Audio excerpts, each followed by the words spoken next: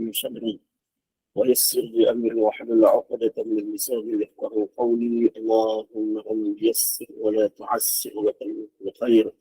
اللهم ذكرنا بما نسينا وعلمنا مما جهلنا. السلام عليكم ورحمة الله وبركاته. Alhamdulillah bersyukur kepada Allah Subhanahu wa taala. Dan Allah Subhanahu wa taala masih lagi memberikan kesempatan peluang kepada kita untuk dapat kita bersua secara maya pada pagi ini di dalam perkongsian ilmu berkenaan dengan tauhid, berkenaan dengan akidah kita.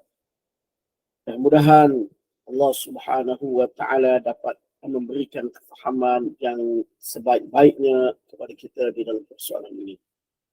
Dan terima kasih kepada pihak SPAQ di atas penerusan program ini dan juga kepada hadirat yang bersama pada pagi ini. InsyaAllah pagi ini kita sambung perbincangan tauhid kita pada pagi ini di bawah tajuk kemuliaan Nabi Muhammad sallallahu alaihi wasallam. Kita sambung kepada topik yang seterusnya berkenaan dengan tajuk ini. Bagi sesiapa yang ada buku, boleh tengok pada muka surat 63.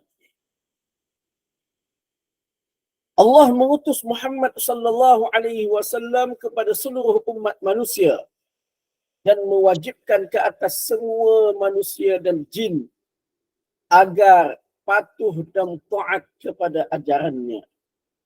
Qul ya ayyuhan nasu inni rasulullahi ilaikum jami'an alladhi lahu mulkus samawati wal ard la ilaha illa huwa yuhyi wa yumit فآمنوا بالله ورسوله النبي الأمي الذي يؤمن بالله وكلماته واتبعوه لعلكم تهتدون.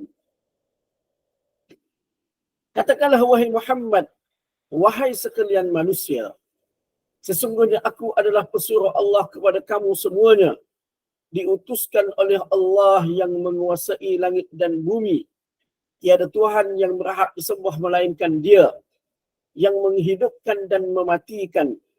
Oleh itu berimanlah kamu kepada Allah dan Rasulnya, Nabi yang ummi, yang beriman kepada Allah dan kalimah-kalimahnya, kitab-kitabnya, dan ikutilah Dia supaya kamu beroleh hidayah petunjuk.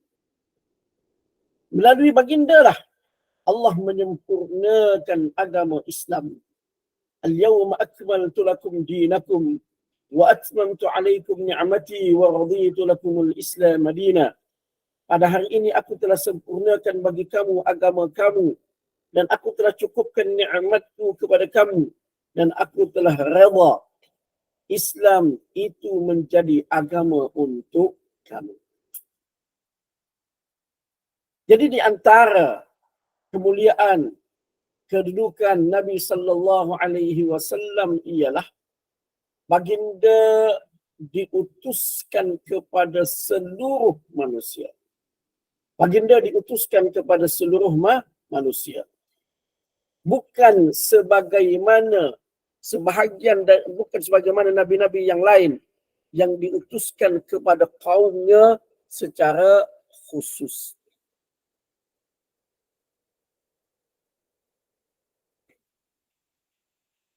Kalau kita lihat di dalam Al-Quran, di dalam ayat yang lain,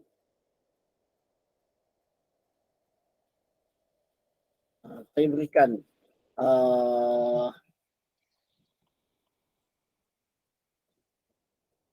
beberapa hadis Nabi sallallahu alaihi wasallam dan juga ayat-ayat Al-Quran yang menjelaskan perkara tersebut, yang membezakan kedudukan Nabi sallallahu alaihi wasallam dengan nabi-nabi yang lain. Yang mana di situ kita dapat lihat keistimewaan Nabi sallallahu alaihi wasallam.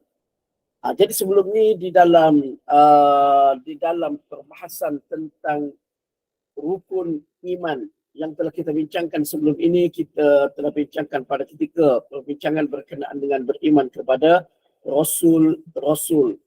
Saya telah menyebutkan bahawasanya di antara Rasul-Rasul ini ada lebih dan juga ada kurang di kalangan mereka. Yang ni lebih daripada orang lain, yang ni kurang lagi daripada orang lain. berdasarkan kepada ayat-ayat Al-Quran dan juga hadis-hadis Nabi sallallahu alaihi wasallam. Dan di kalangan Nabi-Nabi alaihi wassalam tu yang paling mulia, yang paling utama, yang merupakan penghulu kepada sekalian Nabi adalah Nabi kita Muhammad sallallahu alaihi wasallam. Ayat ini menjelaskan kepada kita bahawasanya Allah Subhanahu wa taala mengutuskan Rasulullah sallallahu alaihi wasallam kepada kamu semua sekali. Sekalian manusia semua sekali, tidak terkecuali, walaupun seorang mana-mana yang hidup selepas daripada kebangkitan pengutusan Nabi sallallahu alaihi wasallam.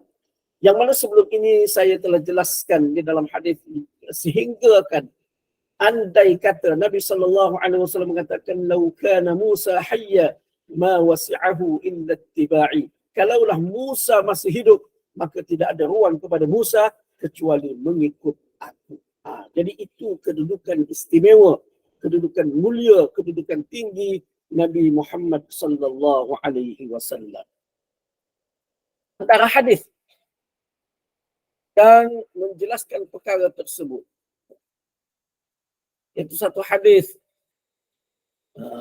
yang diriwayatkan oleh Imam Al-Bukhari. Hadis ini tidaklah panjang sangat. Ada beberapa perkara di dalam hadis ini, cuma saya tak sempat untuk terjemahkan. Saya terjemahkan yang poin ini saja. Secara ringkas, hadis ini Nabi sallallahu alaihi wasallam menjelaskan, u'titu khamsan lam yu'tahunna ahadun qabli nusirtu birru'bi masirata shahrin wa ju'ilat liyal ardu masjidan wa tahura fa ayyuma rajulin min ummati adrakathu as-salah falyusalli wa uhillat liyal maghanim wa lam tahilla li ahadin qabli wa u'titu asy-syafa'ah wa kana an-nabiyyu yub'athu ila qaumihi khassatan wa bu'ithu ila an-nasi 'ammatan. Nabi SAW bersabda, aku diberikan 5 perkara yang tidak diberikan kepada seorang pun sebelumku. Mana tidak ada nabi-nabi yang lain sebelum Nabi SAW yang diberikan 5 perkara ini. Iaitu yang pertama, aku diberikan kemenangan dengan ditimbulkan rasa gerun kepada musuh selama sebulan perjalanan. Dijadikan untuk aku bumi ini sebagai masjid dan bahan pencuci. Mana-mana lelaki, mana-mana orang daripada umatku yang sempat waktu sembahyang, maka sembahyanglah. Dan dihalalkan untukku ghanimah-ghanimah yang tidak halal kepada seorang pun sebelumku. Dan diberikan kepada aku syafaat dan nabi-nabi. Nah ini. Dan Nabi diutuskan kepada kaumnya sahaja, sedangkan aku kepada manusia secara umum. Jadi mana di sini Nabi SAW menjelaskan bahawasanya Nabi-Nabi alaihi wassalam diutuskan hanya kepada kaum mereka sahaja. Tetapi Nabi kita Muhammad sallallahu alaihi wasallam diutuskan kepada semua manusia, tidak terkecuali walaupun seorang. Karena itu Allah Subhanahu wa taala jelaskan di dalam ayat yang lain, di dalam surah Saba ayat yang ke-28, wa ma arsalnaka illa kaffatan lin-nasi basyiran wa nadhira walakin aktsaran nasi la ya'lamun. Dan tidaklah kami mengutuskan engkau wahai Muhammad melainkan untuk umat manusia seluruhnya, untuk umat manusia seluruhnya. Itu sebagai pemberi berita gembira dan pengancam, tetapi kebanyakan manusia tidak mengetahui. Jadi mana jelas di sini Allah Subhanahu wa taala terangkan, sebutkan kepada Nabi sallallahu alaihi wasallam dan seterusnya sebagai panduan kepada kita semua bahawasanya Nabi sallallahu alaihi wasallam diutuskan kepada semua manusia, tidak terkecuali kepada sesiapa pun, sama ada yang sudah mengikut Nabi sebelumnya, yang sudah mempunyai kitab suci sebelumnya, ataupun tidak mengikut dan tidak mempunyai kitab suci sebelumnya, semuanya wajib mengikut Nabi sallallahu alaihi wasallam selepas daripada kebangkitan Nabi sallallahu alaihi wasallam. Karena itu Nabi SAW mengingatkan di dalam hadis yang diriwayatkan oleh Imam Muslim.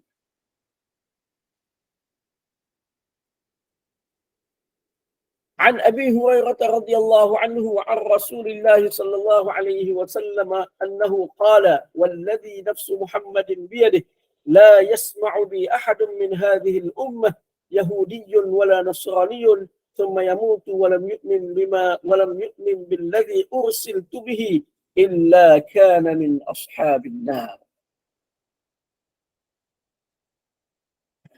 Nabi SAW bersabda, demi yang jiwa Muhammad berada di tangannya, tidak ada seorang pun daripada umat ini yang mendengar tentang kebangkitanku, termasuklah sama ada dia tu Yahudi ataupun Nasrani, kemudian dia mati dalam keadaan tidak beriman dengan apa yang aku diutuskan membawanya, kecuali dia adalah penghuni neraka. Jadi mana di dalam hadis ini dengan jelas Nabi SAW jelaskan dengan begitu jelas bahawasanya sesiapa sahaja yang mendengar tentang kebangkitan Nabi SAW, sama ada dia sudah mempunyai panutan, sudah mempunyai anutan, sudah mempunyai ikutan, sudah mempunyai nabi, sudah mempunyai kitab suci sebelumnya, ataupun tidak ada apa-apa ikutan, tidak ada apa-apa anutan, bila mana mereka hidup selepas kebangkitan Nabi SAW, wajib kepada mereka semua untuk beriman dengan Nabi kita Muhammad SAW. Bahkan Nabi Isa alaihissalam pun, walaupun diturunkan kepada baginda kitab suci, walaupun baginda pernah diutuskan sebagai seorang rasul, bila mana baginda diturunkan di akhir zaman kelak, baginda tetap mesti beriman dengan Nabi SAW dan seterusnya mengikuti syariat yang diturunkan kepada Nabi kita Muhammad SAW. Jadi ini adalah merupakan satu kemuliaan kepada Nabi kita Muhammad SAW yang mana baginda diutuskan kepada sekalian manusia, bukan sebagaimana Nabi-Nabi alaihi wassalam yang lain. Jadi walaupun ayat ini sebahagian ulama mengatakan ia berkaitan dengan ahli kitab berkenaan dengan Bani Israel yang tak nak ikut, kerana mereka kata mereka ni mana pengikut kitab Taurat, mereka ni pengikut Nabi Musa alaihi salam. Mereka menimbulkan kekeliruan kepada masyarakat pada ketika itu.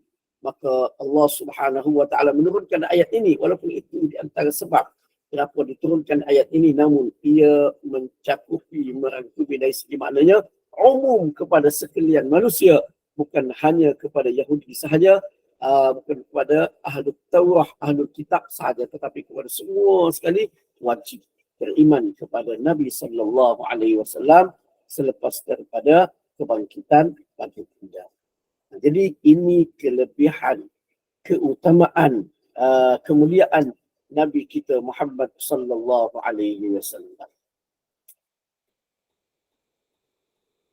Kemudian seterusnya, melalui baginda lah Allah menyempurnakan agama Islam.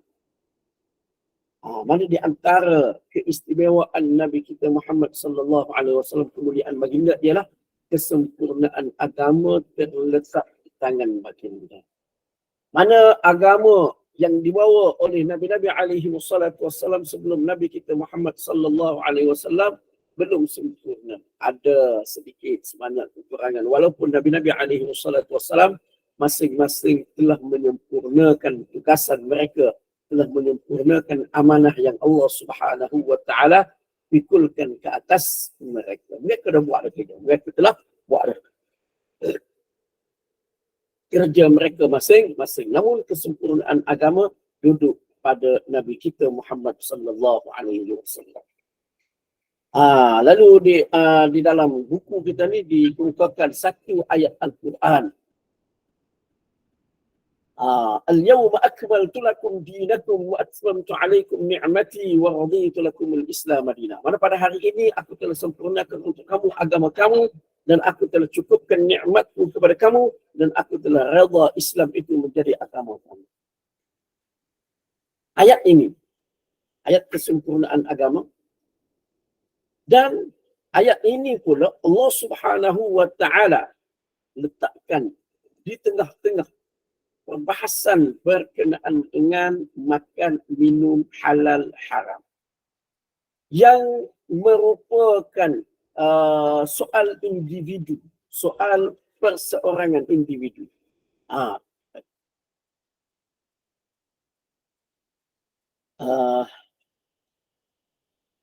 Dulu dalam tahun awal 2000 gitulah, awal 2000 ke 90-an, pernah ada polemik berkenaan dengan ayat ini, di mana seorang pelajar itu dia belajar di UIA, dia petik kata-kata seorang Ayatullah Iran Syiah yang mengatakan bahawasanya ayat ini tidak sesuai. Ayat ni, ayat surah Al-Ma'idah, duduk di tengah-tengah perbahasan tentang makan minum halal haram. Dia kata ayat ni tidak sesuai duduk di sini. Berlaku kesilapan di dalam penyusunan Al-Quran.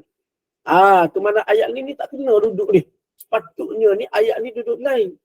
Macam mana ayat ni boleh duduk di tengah-tengah antara perbahasan makan dan minum?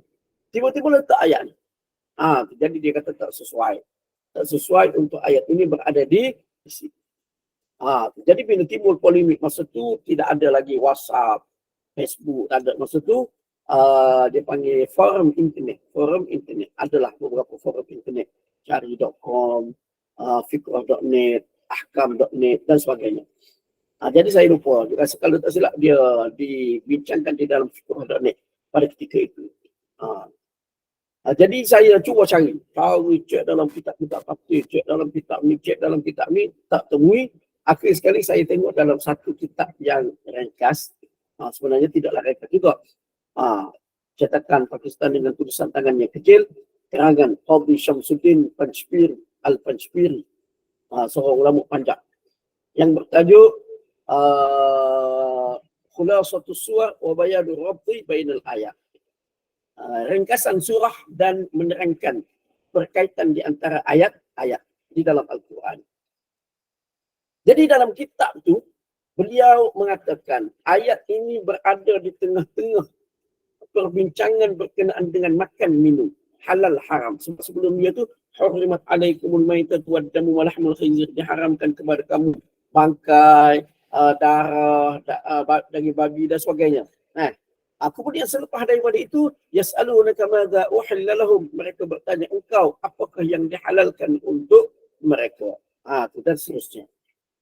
Jadi ayat ni Allah Subhanahu wa taala letakkan di tengah-tengah perbahasan berkenaan dengan halal haram makan minum, untuk menjelaskan bahawasanya agama ini telah benar-benar sempurna. Dan kesempurnaan agama ini bukan di dalam soal-soal yang besar, bukan dalam soal kemasyarakatan, bukan dalam soal muamalah, bukan dalam soal kenegaraan sahaja. Bahkan dalam soal individu pun agama ini telah pun sempurna. Dalam persoalan perseorangan, tu makan halal haram ni maknanya soal individu, kita sendiri. Kita sendiri. Maknanya kita nak pilih. Ni halal ke, ni haram ke. Walaupun di negara kita ada juga penguat kuasaan, penentuan, ini halal, ini haram, itu bagus. Untuk memudahkan kita tahu makanan ini halal, makanan ini adalah haram. Kalau orang dah bagi tahu dah, ini haram, ini halal, kita main langgar saja, itu kata kita lah. Mana sebab tu dia lebih kepada individu, diri kita. Kita tahu, kita tengok dah makanan ni apa dia. Tak ada cop halal. Tahu dah benda ni haram, duduk dalam kategori non halal. Duduk dalam kategori itu. Kita pergi nak makan juga. Itu atas kita. Mana benda tu terserah kepada diri kita sendiri. Jadi mana di sini nak ceritanya, dalam soal individu, soal makan minum pun, agama ini telah sempurna melalui Nabi kita Muhammad sallallahu alaihi wasallam, apatah lagi dalam persoalan-persoalan yang lebih besar. persoalan-persoalan yang lebih penting di dalam kehidupan ini. Mana nak ceritanya, agama ni benar-benar telah sempurna di tangan Nabi kita Muhammad sallallahu alaihi wasallam. Dalam soal individu makan minum pun telah sempurna, apatah lagi dalam soal ibadat. Apatah lagi dalam soal akidah yang kita pelajari ni, yang tu lebih-lebih lagi telah pun mencapai kesempurnaan daripada Allah Subhanahu wa taala. Tak perlu untuk kita nak mencari-cari sesuatu yang lain daripada apa yang ditunjukkan oleh Nabi sallallahu alaihi wasallam kepada kita. Ini di antara keistimewaan kemuliaan Nabi kita Muhammad sallallahu alaihi wasallam. Dibimbangi jika kita rasa tidak cukup dengan apa yang diajarkan oleh Nabi dari segi akidahnya, dari segi ibadatnya, yang berkaitan dengan perkara yang berkaitan dengan tauqifi, maknanya ikut dengar apa yang dibawa oleh Nabi sallallahu alaihi wasallam saja. Kalau kita tidak merasai cukup dengan apa yang ditunjukkan oleh Nabi sallallahu alaihi wasallam, dibimbangi kita tidak merasai antara salah satu daripada bentuk kemuliaan Nabi sallallahu alaihi wasallam ialah agama ini mana belum lagi sempurna di tangan baginda. Baik. Baik. Cok halal pun kita was-was. Yang ni apalah, kali kita tengok. Ini dari segi teknikal kena itu sedikit lah. Saya jelaskan apa yang boleh saya jelaskan. Baik. Kemudian di dalam ayat yang lain Allah Subhanahu wa taala jelaskan bahawasanya tidak tertinggal melalui Nabi sallallahu alaihi wasallam sedikit pun. Sebagaimana firman Allah Subhanahu wa taala di dalam surah Al-An'am, "Ma farratna fil kitabi min syai' thumma ila rabbihim yuhsyarun." Tiada kami tinggalkan sesuatu pun di dalam kitab Al-Quran ini, kemudian mereka semuanya akan dihimpunkan kepada Tuhan mereka untuk dihisab dan menerima balasan.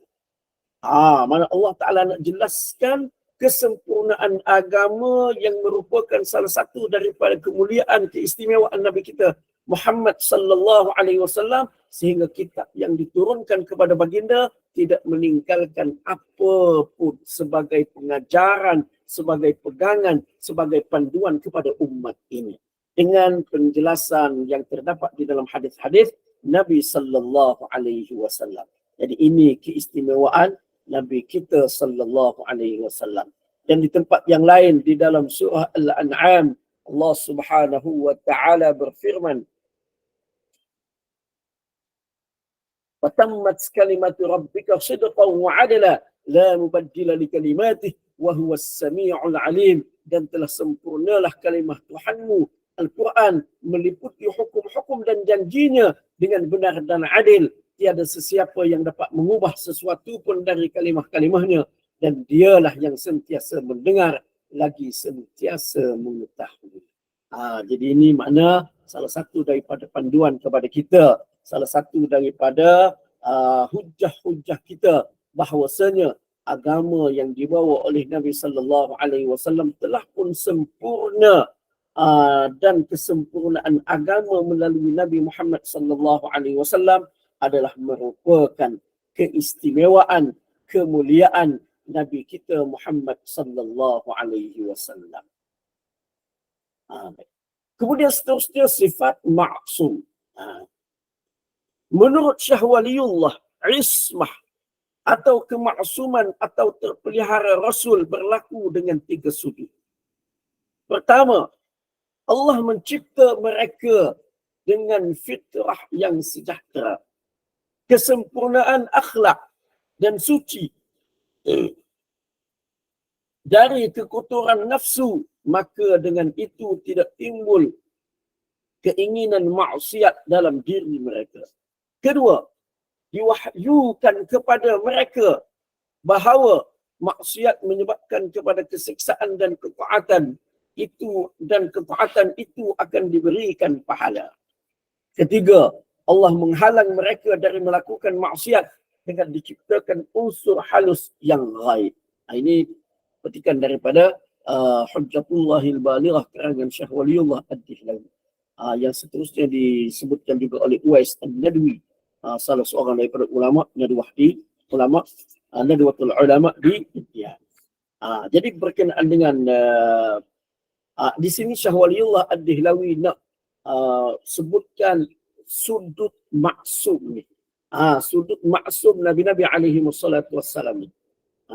Iaitu yang pertama, Allah ciptakan mereka tu dengan fitrah yang sejahtera, dengan akhlak yang akhlak dan suci daripada kekotoran nafsu yang sempurna, sehingga tidak timbul di dalam diri Nabi ini keinginan kepada maksiat di dalam diri kita.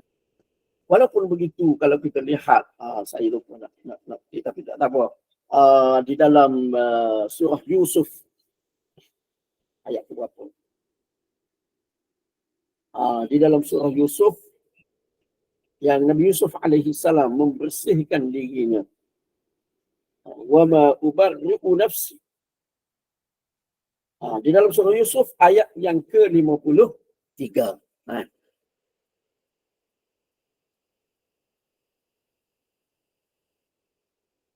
Dalam ayat ni, walaupun Nabi-Nabi alaihi wassalam ni Allah Subhanahu wa taala dihara mereka daripada perkara-perkara yang keji, namun begitu sifat seorang nabi, dia merendahkan diri dalam kes Nabi Yusuf alaihi salam dengan Zulaikha.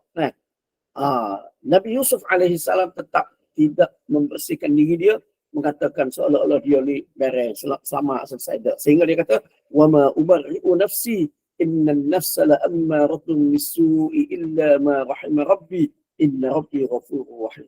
Aku tidak membersihkan diri aku. Sesungguhnya nafsu, jiwa, hawa, keinginan ni dia sentiasa mendorong kepada perkara-perkara keburukan, kecuali orang yang diberikan rahmat oleh illa ma rahimah rabbi, oleh Tuhanku. Tuan. Jadi mana Allah Subhanahu wa taala tetap pelihara Nabi-Nabi alaihi wassalatu wassalam, pelihara daripada penyembahan berhala. Kita tengok Nabi Ibrahim alaihi salam, walaupun beliau dilahirkan di dalam rumah yang ada berhala, banyak berhala, sebab ayah dia tu Azad adalah merupakan pembuat berhala. Orang-orang pergi buat ibadat, kaum dia pada ketika itu pergi buat ibadat menyembah berhala di rumah dia. Namun begitu Allah Subhanahu wa taala tetap memelihara Nabi Ibrahim alaihi salam daripada perbuatan kufur tersebut. Mana Nabi Ibrahim alaihi salam tidak menyembah berhala, walaupun berhala berada di sekelilingnya. Begitu juga Nabi kita Muhammad sallallahu alaihi wasallam dipelihara oleh Allah Subhanahu wa taala daripada perkara-perkara tersebut. Kemudian diwahyukan kepada mereka bahaya maksiat. Mana diilhamkan kepada mereka tentang bahaya maksiat. Maksiat boleh membawa kepada keseksaan, maksiat boleh membawa kepada keburukan, maksiat boleh membawa kepada kebinasaan, dan ketaatan akan membawa kepada pahala. Kemudian yang ketiga, Allah halang mereka dengan ada unsur halus yang baik. Kalau kita tengok di dalam satu hadis, kalau dalam buku saya itu buku berkenaan dengan waswasah, Nabi SAW ketika mana menyebutkan ma minkum min ahadin illa wukila bihi qarinuhu minal jin. Tidak ada seseorang pun dari kalangan kamu kecuali diwakilkan kepadanya qarin, teman daripada jin. Lalu seorang sahabat tanya, kepada engkau juga wahai Rasulullah? Nabi SAW jawab, ya, kepada aku. Illa anna Allah a'anani fa aslama fa aslam. Cuma Allah Subhanahu wa taala membantu aku, lalu dia memeluk Islam. Mana jin itu memeluk Islam, ataupun jin itu memeluk Islam. Itu satu makna. Ataupun satu makna lagi, fa aslamu, aku selamat daripadanya. Maknanya Nabi sallallahu alaihi wasallam selamat daripada bisikan-bisikan yang membisikkan perkara-perkara yang buruk, perkara-perkara yang kekejian. Jadi perbahasan berkenaan dengan maksum ni sebenarnya kita dah cukup ada sebelum ni di dalam sifat para nabi. Di situ saya telah bincangkan berkenaan dengan selamat Nabi-Nabi alaihi wassalam yang disepakati daripada dosa besar dan ada yang tidak disepakati daripada dosa kecil. Walaupun ada yang khilaf berkenaan dengan perkara tersebut, ada yang mengatakan apa yang berlaku kepada sebahagian daripada Nabi-Nabi seperti Nabi Musa, tumbuk kipti sehingga mati. Dan ada lagi yang telah kita bincangkan sebelum ni, ada yang mengatakan itu hanyalah kesilapan, tetapi ada yang mengatakan itu adalah satu bentuk dosa kecil, namun ia diampunkan oleh Allah Subhanahu wa taala. Kemudian seterusnya kita masuk kepada perbincangan berkenaan dengan keutamaan para sahabat. Yang ini pun penting di dalam akidah. Sebab sahabat-sahabat radhiyallahu anhum adalah merupakan penting akidah kita. Penting kepada akidah kita. Tanpa sahabat, tanpa ikutan kepada sahabat, meninggalkan sahabat, maka akidah kita akan binasa. Sebab Islam ni dia datang melalui sahabat-sahabat radhiyallahu anhum. Orang yang hidup sezaman dengan Nabi sallallahu alaihi wasallam. Keutamaan para sahabat. Wa afdalun nasi ba'da an-nabiyyin alaihimus salatu wassalam Abu Bakr as-Siddiq, thumma Umar bin al-Khattab al-Faruq, ثم عثمان بن عفان ذو النورين ثم علي بن أبي طالب المرتضى رضوان الله عليهم أجمعين عابدين ثابتين على الحق ومع الحق نتولاهم جميعا ولا نذكر أحدا من أصحاب رسول الله صلى الله عليه وسلم إلا بخير. Manusia yang paling utama selepas para Nabi alaihi wassalatu wassalam ialah Abu Bakar, Umar, Uthman dan kemudian Ali al-Murtada radhiyallahu anhum. Mereka merupakan ahli ibadat dan teguh di atas kebenaran. Dan dengan kebenaran kita kasih kepada mereka semua. Kita tidak menyebutkan seorang pun sahabat Rasulullah sallallahu alaihi wasallam melainkan dengan kebaikan sahaja. Huraian. Sahabat ialah orang yang bertemu dengan Rasulullah sallallahu alaihi wasallam sebagai seorang muslim dan meninggal dunia dalam keadaan beriman. Termasuk dalam sahabat ialah sesiapa yang bertemu dengan Rasulullah sallallahu alaihi wasallam sama ada beliau lama mendampingi baginda atau sekejap sahaja. Sama ada beliau pernah meriwayatkan hadis daripada baginda atau tidak. Sama ada beliau berperang di jalan Allah bersama dengan baginda atau tidak.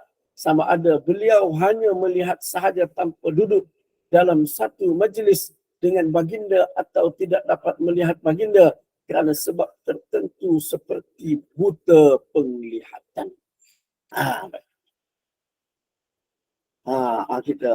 Kita beri kita perincikan yang ini dulu. Lepas baru kita sambung kepada peringatan seterusnya.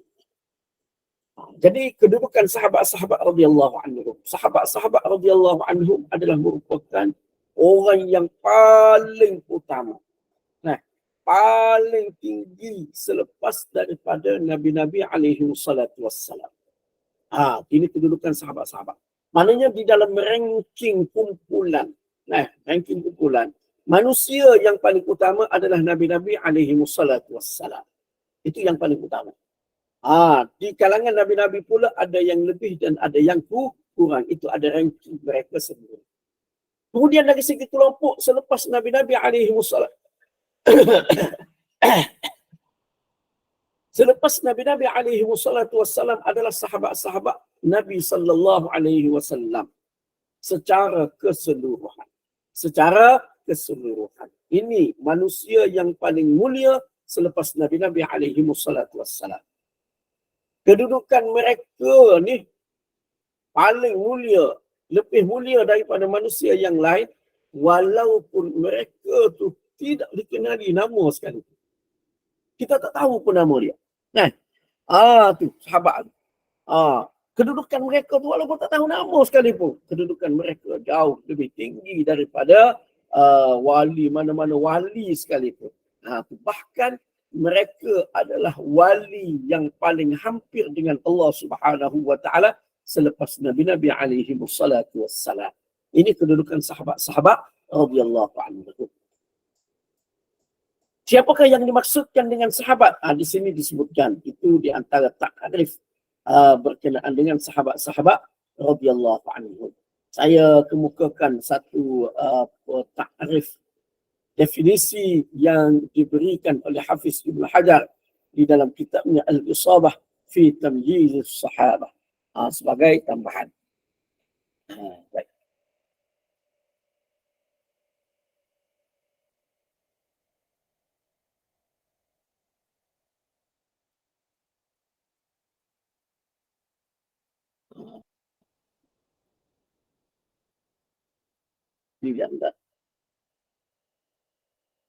Jadi bolehlah ambil. Ini nak copy paste pada apa yang telah saya kongsikan ini.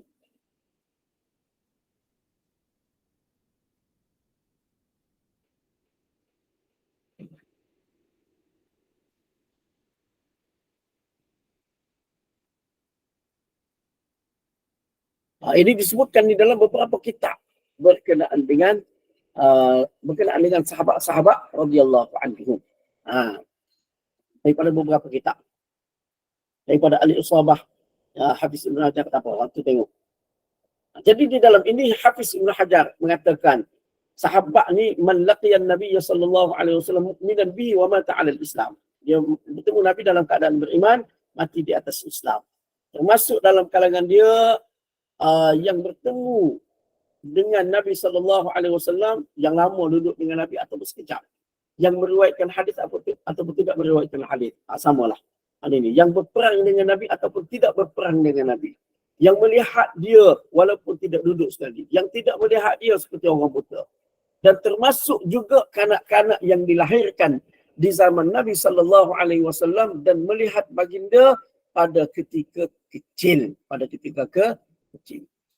Kemudian di kalangan ulama ada yang memasukkan di dalam ta'arif ini termasuk di kalangan sahabat yang murtad tengah-tengah tu, tetapi dia kembali semula kepada Islam. Mana pada ketika di zaman Nabi sallallahu alaihi wasallam dia telah memeluk Islam. Dia masuk Islam dah. Nah, lepas pada tu dia murtad. Selepas daripada tu dia kembali semula kepada Islam. Dia tetap dikira sebagai seorang sahabat, sahabat. Baik. Kemudian di kalangan sahabat ni yang paling mulia ni seperti nama-nama yang disebutkan. Yang ni kita akan jumpa selepas daripada ni pula. Akan dibincangkan selepas daripada ini di dalam huraian. Cuma di dalam teks yang dikemukakan oleh Imam Abu Hanifah ni salah satunya di antara dia yang disebutkan mereka merupakan ahli ibadat, teguh di atas kebenaran dan mana kita kasih kepada mereka semua. Kita tidak menyebutkan seorang pun sahabat Rasulullah sallallahu alaihi wasallam melainkan dengan kebaikan. Jadi sahabat Nabi ni kalau kita nak sebut tentang sahabat Nabi, kita sebut dengan kebaikan. Andai kata ada cerita-cerita yang tersebar di kalangan kita yang menyebutkan keburukan sahabat-sahabat radhiyallahu anhum, kena berhati-hati. Biasanya bahkan boleh dikatakan cerita-cerita tersebut ada masalah. Tu bukan merupakan kisah yang sahih. Tu ada masalah. Ialah banyak tersebar di kalangan kita seperti umpamanya kita kisah Sa'labah tak nak bayar zakat, kita kata contoh, dan terbukti kisah tersebut adalah palsu. Tapi tersebar di kalangan masyarakat. Sedangkan dia adalah sahabat Badar. Sahabat yang mengikuti bersama dengan Nabi sallallahu alaihi wasallam di dalam peperangan Badar. Begitu juga terdapat lagi banyak cerita umpamanya kalau kita tengok cerita berkenaan dengan Bani Umayyah, berkenaan dengan Sayyidina Muawiyah dan juga ayahnya Abu Sufyan radhiyallahu anhu. Banyak cerita-cerita dia yang memburukkan mereka. Nah, berhati-hati. Sebab bila dicek cerita-cerita tersebut yang banyak tersebar di dalam sejarah sekolah, bila dicek, ditengok, diteliti balik, rupa-rupanya semua tu adalah palsu. Dia melalui beberapa pereka Abu Mikhdaf Lut bin Yahya, Muhammad bin As-Sa'ib Al-Kalbi. Lepas tu As-Sa'ib Al-Kalbi sendiri, anak dengan ayah. Nah, dan beberapa nama lagi yang merupakan pereka kepada kisah-kisah tersebut. Jadi kita boleh tengok kepada kitab-kitab asal yang mengemukakan cerita-cerita tersebut. Itu seperti di dalam Tarikh At-Tabari, yang tu banyak dalam tu. Sebab Imam At-Tabari dia kutip sahaja apa yang dia dengar, apa yang sampai kepada dia. Cuma dia masukkan di dalam kitab dia dengan disiplin ilmu, iaitu dia memasukkan di dalam kitabnya dengan mengemukakan sanad. Dia buat mari sekali sanad cerita tu sehingga kita boleh mengenal pasti, kita dapat mengetahui bahawasanya kisah ini benar ataupun palsu. Jadi sebab Muawiyah, yang tu apa, insyaAllah mungkin saya akan sebut selepas daripada nanti, dia adalah merupakan benteng kepada sahabat-sahabat radhiyallahu anhum. Ini disebutkan oleh imam-imam kita dahulu. Nabi SAW mengingatkan di dalam hadis yang diriwayatkan oleh Imam At-Tirmidzi supaya jangan menjadikan sahabat-sahabat radhiyallahu anhum sebagai sasaran. Iaitu di dalam hadis yang diriwayatkan oleh Imam At-Tirmidzi, Allah fi ashabi la tattakhiduhum min ba'di gharada. Faman ahabbahum fabihubbi ahabbahum wa man abghadahum fabibughdi abghadahum wa man adahum faqad adhani wa man adhani yushiku an ya'khudhahu. Wa man adhani faqad adha Allah wa man adha Allah yushiku an ya'khudhahu. Nabi SAW bersabda, Allah fi ashabi, bertakwalah kamu kepada Allah. Bertakwalah kamu kepada Allah. Berhati-hatilah kamu berkenaan dengan sahabat-sahabat. Beringat. Kalau berkait dengan sahabat, kena beringat, Nabi kata. Berhati-hati. Nah, jangan kamu menjadikan mereka sebagai sasaran kebencian kamu sepeninggalanku. Ini paling kelompok yang sangat-sangat membenci sahabat-sahabat radhiyallahu anhum adalah kelompok Syiah. Memang Syiah ni manusia yang paling jahat di sisi mereka. Syiah ni sahabat, di sisi Syiah, sahabat adalah merupakan manusia yang paling jahat di sisi mereka. Jadi Nabi SAW dah beri pesanan, jangan jadikan sahabat sebagai sasaran selepas daripada kewafatan Nabi kita Muhammad sallallahu alaihi wasallam. Di mana janganlah bila mana ada keburukan kita lakukan nak kaitkan dengan sahabat. Ada sahabat berbuat. Tu jangan, tak boleh. Contohlah saya kata, saya kemukakan satu contoh lah. Kita kata golongan Syiah. Ini yang pernah saya berbahas dengan mereka. Mereka meliwat isteri. Jadi bila kita kata kepada mereka pelakor, begini kita kata benda haram, tak boleh begini, mereka kata alah Umar berbuat. Sayyidina Umar yang kena. Mereka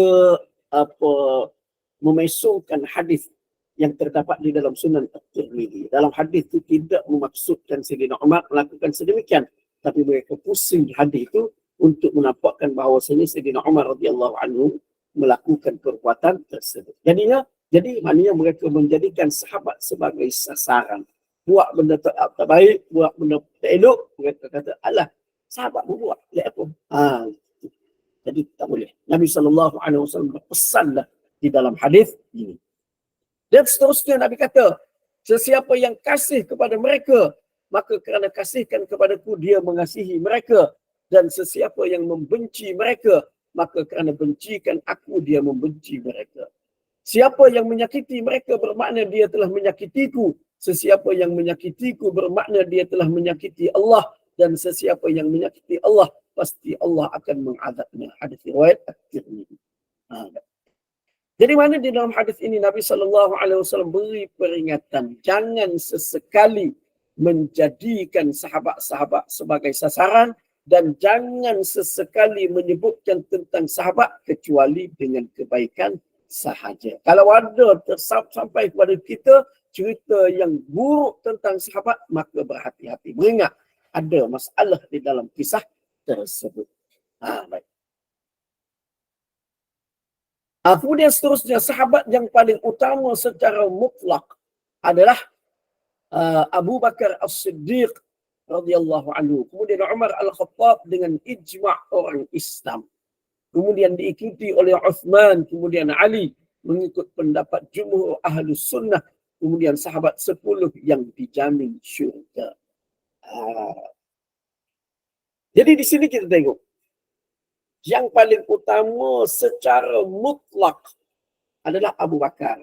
Kemudian Umar. Ijma' umat Islam. Yang ini tidak ada khilaf. Tidak ada khilaf di kalangan umat Islam. Nombor 1 Abu Bakar, nombor 2 Umar. Tak ada khilaf. Nombor 3 dan nombor 4 yang tu ada khilaf. Ada khilaf. Ada perbezaan pendapat. Jumhur kebanyakan Ahlus Sunnah wal Jamaah mengatakan yang paling utama, yang nombor 3 utama adalah Sayyidina Uthman radhiyallahu anhu. Namun ada segelintir dari kalangan Ahlus Sunnah yang mengatakan Ali adalah lebih utama berbanding dengan Sayyidina Uthman. Jadi maknanya ranking individu sahabat ni di kalangan jumhur ulama umat Islam, di kalangan mana yang disepakati Abu Bakar, Umar nombor 1, nombor 2. Nombor 3 jumhur kebanyakan ulama, kebanyakan Ahlus Sunnah mengatakan nombor 3 adalah Uthman. Ada segolongan Ahlus Sunnah mengatakan nombor 3 adalah Sayyidina Ali radhiyallahu anhu. Itu khilaf di situ. Sebab itu golongan Syiah seperti Syiah Tafdiliyah, Syiah Zaidiyah tidak dikafirkan, tidak ditolak oleh Ahlus Sunnah kerana mereka dalam soal lain mereka sama dengan Ahlus Sunnah. Mereka tidak melaknat sahabat-sahabat radhiyallahu anhum. Mereka tidak membenci Abu Bakar, tidak. Cuma mereka melebihkan Ali berbanding dengan Uthman. Itu dah. Itu sahaja. Itu sahaja. Tak lain, semua sama. Kemudian sahabat 10 yang dijamin syurga. Berkenaan dengan kelebihan Sayyidina Abu Bakar yang tu di bawah dia ada satu ayat Al-Quran dikemukakan tentang kelebihan beliau. Kemudian sahabat 10 yang dijamin syurga. Yang ini pun ada hadisnya di akhir bab ini. Yang tu insyaAllah kita akan jumpa di dalam akhir bab ini. Hadis berkenaan dengan 10 sahabat yang dijamin syurga. Kemudian ahli Badar. Kemudian ahli Uhud. Kemudian ahli Bai'atul Ridwan. Jadi mana di sini dari segi ranking kumpulan. Dari segi individu tadi. Abu Bakar, Umar, Uthman, Ali. Ataupun Ali, Uthman. Jumhur, Uthman dulu, baru Ali. Dari segi kumpulan, kelompok di kalangan sahabat, kumpulan. Grup di kalangan sahabat. Maka kumpulan sahabat 10 yang dijamin syurga di dalam satu hadis. Di dalam satu hadis. Sebab sahabat yang dijamin syurga ni, yang Nabi SAW sudah confirmkan mereka masuk syurga ni, ramai. Ramai. Seperti kita kata Abu Hurairah, Bilal radhiyallahu anhu yang Nabi SAW dengar tapak selipar dia di dalam syurga. Maknanya dia sudah diiktiraf, diakui masuk ke dalam syurga. Begitu juga ada lagi sahabat-sahabat yang lain yang disebutkan di dalam hadis sebagai ahli syurga. Cuma tidak dalam kelompok 10 tadi. Sayyidina Muawiyah radhiyallahu anhu juga dikategorikan oleh ulama sebagai seorang yang sudah dijamin syurga berdasarkan kepada hadis inna awwala jayshin min ummati yaghzuna al-bahr qad awjabu. Sesungguhnya kelompok tentera yang awal pertama dari kalangan umatku yang merentasi lautan, mereka telah mewajibkan syurga kepada mereka. Jadi mana sahabat yang dijamin syurga ni ramai. Ramai. Cuma dari segi keutamaan, kelompok yang paling utama adalah 10 sahabat yang dijamin syurga di dalam satu hadis. Di dalam satu hadis. Tu kumpulan. Itu yang paling utama. Sebab apa? Sebab 10 sahabat yang dijamin syurga ni sangat-sangat istimewa kedudukan mereka di sisi Allah Subhanahu wa taala dan pengorbanan yang diberikan oleh mereka untuk agama ni sangat-sangat besar. Mereka merupakan orang-orang yang awal memeluk Islam. Memberikan pengorbanan yang begitu besar kepada agama. Begitu besar kepada Islam.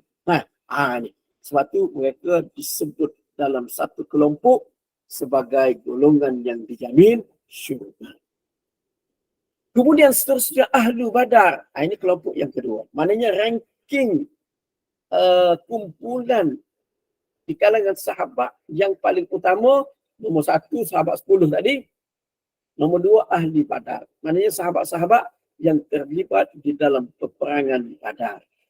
Kemudian peperangan sahabat-sahabat yang terlibat di dalam peperangan Uhud. Kemudian Ahli Bai'atul Ridwan. Yang tu ada ayat tu di bawah tu. Yang tu insyaAllah saya akan sebutkan lagi berkenaan dengan mereka.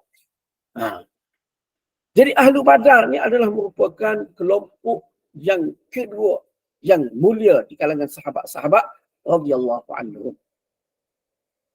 Jadi kemuliaan mereka disebutkan di dalam Al-Quran dan juga di dalam hadis-hadis Nabi sallallahu alaihi wasallam. Antaranya di dalam surah Ali Imran. Saya kongsikan ayat ni. Jadi boleh bacalah ayat ni. Di dalam surah Ali Imran ayat yang ke-123 hingga 125. Allah Subhanahu wa taala menyebutkan tentang kelebihan ahli Badar. Laqad nasarakumullahu bi Badr wa antum adillah.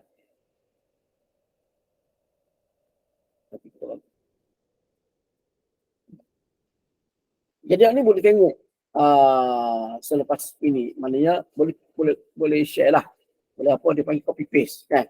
Lepas tu tengok. Ini di antara ayat yang menjelaskan tentang kelebihan ahli Badar. Kelebihan ahli Badar. Kemudian di dalam hadis Nabi sallallahu alaihi wasallam pun ada disebutkan berkenaan dengan kelebihan ahli Badar. Antara dia, yang ni saya tidak sempat untuk terjemahkan, cuma saya terjemahkan dengan lidah lah, dengan mulut. Hadis yang diriwayatkan oleh Imam Al-Bukhari. Iaitu sabda Nabi sallallahu alaihi wasallam. Ja'a Jibril ila Nabi sallallahu alaihi wasallam. Ini Nabi kata. Jibril datang kepada Nabi sallallahu alaihi wasallam, lalu Jibril tanya, "Ma ta'udduna ahla badrin fikum?" Qala min afdalil muslimina aw kalimatan nahwaha. Qala wa kadzalika man syahida badran minal malaikah. Nabi sallallahu alaihi wasallam ditanya, apa yang kamu kira, kamu anggap kepada ahli Badar di kalangan kamu? Nabi sallallahu alaihi wasallam menjawab, ia adalah merupakan golongan muslim yang paling afdal ataupun ungkapan seumpama. Nabi kata.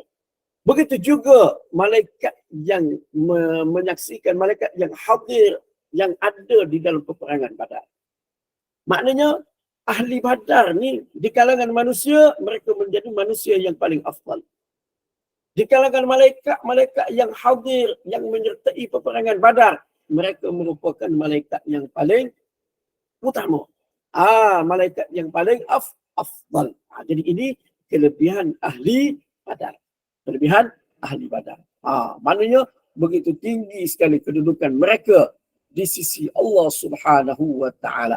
Sebab itu di dalam ranking mereka duduk di tangga yang kedua selepas daripada 10 sahabat yang dijamin syurga.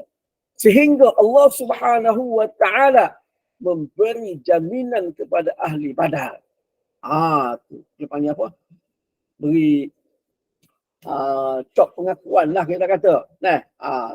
Di dalam satu hadis yang panjang, hadis yang diriwayatkan oleh Imam Bukhari dan Muslim, yang ini pun saya tidak sempat untuk terjemahkan. Cuma Nabi SAW kata berkenaan dengan seorang sahabat, Nabi kata, innahu syahida badran wa ma yudrika la'alla Allah azza wa jalla ittala'a ala ahli badrin faqala i'malu ma syi'tum faqad ghafartu lakum. Nabi kata sesungguhnya dia hadir di dalam peperangan Badar. Dia ada di dalam peperangan Badar. Apakah kamu tahu Allah Ta'ala telah melihat kepada ahli Badar, lalu Allah Ta'ala berfirman, lakukanlah apa yang kamu kehendaki, aku telah memberikan keampunan kepada kamu. Jadi mana? Ini keistimewaan ahli Badar yang sangat-sangat besar, yang sangat-sangat besar. Jadi sebab tu dia berada di dalam ranking yang kedua, sahabat-sahabat yang paling utama. Kemudian seterusnya berkaitan dengan ahli Uhud, ahli Bai'atul Ridwan dan sebagainya, yang insya-Allah kita sambung di dalam pertemuan kita yang akan datang, insya-Allah. Wallahu a'lam.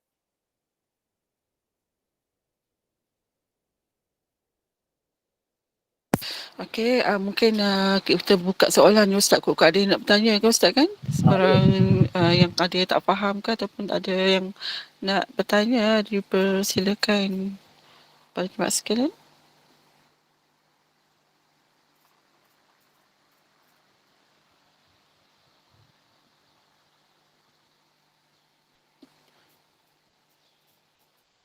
Diam tu Ustaz, maknanya dah faham lah kan? InsyaAllah kita Puan Nitsom angkat tangan. Silakan Puan Nitsom. Assalamualaikum Puan Ninon dan Ustaz. Saya merujuk tadi tajuk sifat maksum.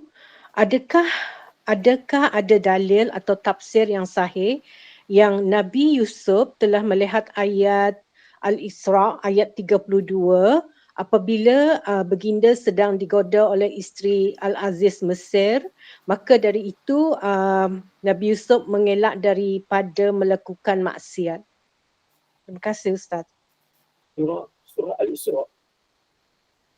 Ya, surah Al-Isra ayat 32.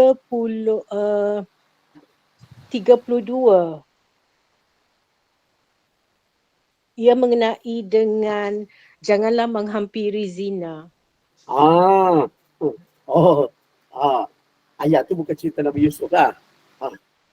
Tapi saya ada pernah mendengar yang Nabi Yusuf ada melihat ayat tu waktu baginda sedang digoda oleh isteri Al-Aziz Mesir ketika itu, dan juga Nabi Yusuf terkenangkan kata-kata ayahandanya.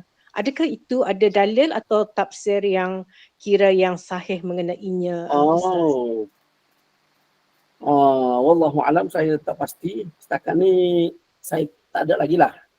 Dan saya baca dalam surah Yusuf tu pun, dalam surah Yusuf pun cerita berkenaan dengan berkenaan dengan isteri Al-Aziz tu menggoda Nabi Yusuf. Dan setakat ni saya belum temui lagi tafsiran yang menyebutkan bahawasanya Nabi Yusuf melihat ayat dalam surah Al-Isra, ayat wala taqrabuz zina. Wallahu alam, saya tak pasti. Cuma yang pastinya ketika digoda Nabi Yusuf mengelakkan diri, melarikan diri. Walaupun begitu Nabi Yusuf tetap tidaklah kata dia tu suci. Dia merendahkan diri dia dengan berkata wa ma ubari'u nafsi. Aku tidak membersihkan diri aku. Jadi tafsiran ataupun riwayat kononnya dia tengok surah Al-Isra tu wala taqrabuz zina tu, yang tu saya tak pasti. Wallahu alam. Saya cuba tengok, takut benda tu ada. Tapi setakat ni saya tak jumpa lagi lah. Okey, maklum Ustaz, terima kasih. Okey, baiklah. Alhamdulillah. Terima kasih banyak yang bertanya. Alhamdulillah. Jazakallahu khair al-fadhil Ustaz Ahmad Nasim atas kesudian mengupas persoalan dan perkongsian ilmu pada pagi ini mengenai kemuliaan Nabi Muhammad SAW dan juga keutamaan para sahabatnya. Ya. Maknanya terlalu banyaklah kelebihan kita ni sebagai umat Nabi Muhammad SAW yang melalui kemuliaan Nabi berbanding pengikut Rasul yang lain yang dianugerahi Allah SWT, maka itu kita haruslah manfaat yang syukuri. Dan juga para sahabat Nabi SAW ini yang memiliki kedudukan istimewa di sisi Allah SWT yang telah diberikan anugerah yang begitu besar, yang berkesempatan bertemu dan menemani Nabi SAW, dan Allah SWT juga memilih para Nabi ini, sahabat Nabi ini untuk mendampingi dan membantu Nabi dalam menegakkan agama Allah SWT yang tentunya memiliki kedudukan istimewa dibandingkan manusia yang lain. Dan semoga apa yang disampaikan oleh Ustaz pada pagi ini dapat kita diberi kefahaman dan manfaat buat kita semua. Dan selepas ini ada lagi kuliah duha seterusnya mengenai Asmaul Husna. Dan Ustaz, kita tutup dulu kuliah duha kita ini, pengajian kitab ini dengan tasbih kafarah dan solat al-asr. Silakan Ustaz. Jadi kita tangguh dulu setakat ini untuk pertemuan kita pada pagi ini. Mudah-mudahan pertemuan kita pada pagi ini mendatangkan manfaat yang maksimum yang sebanyak-banyaknya kepada kita semua. Dan saya sudahi pertemuan kita dengan tasbih kafarah dan solat al-asr. Subhanakallahumma wa bihamdika asyhadu an la ilaha illa anta astaghfiruka wa atubu ilaik. Bismillahirrahmanirrahim. Wal 'ashr innal insana lafi khusr illa alladhina amanu wa 'amilus shalihat wa tawasaw bil haqqi wa tawasaw bis sabr. Wassalamu alaikum warahmatullahi wabarakatuh. Waalaikumsalam warahmatullahi wabarakatuh. Terima kasih.